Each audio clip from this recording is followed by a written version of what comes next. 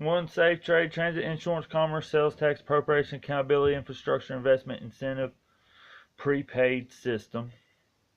Puts us at the top of the pyramid as individual citizens, receiving a dividend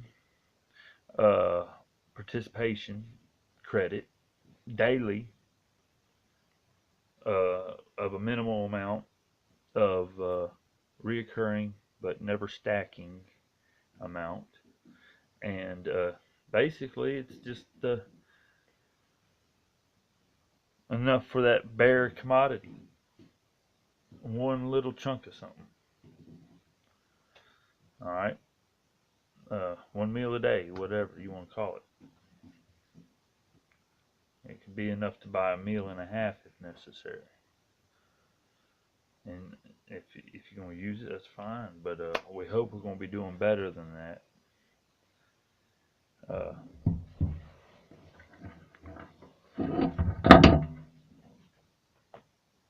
We've got a lot of innovation. We ain't got a lot of application.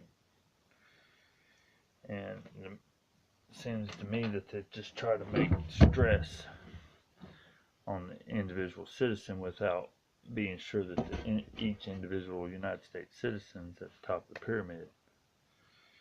And we're going to do it with my participation card.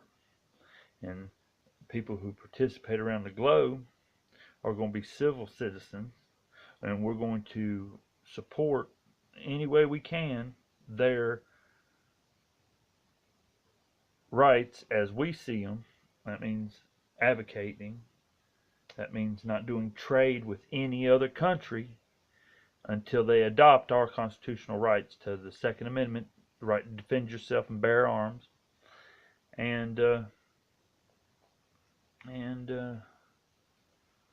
so what is it? Second Amendment and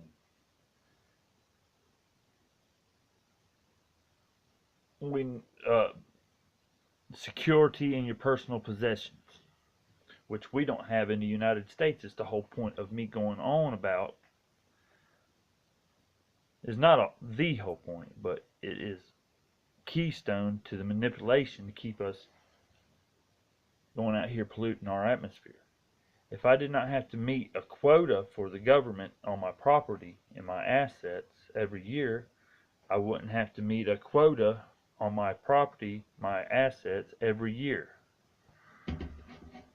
We got to iron our own shit out before we can go over around the world saying that our country is the founder of freedom.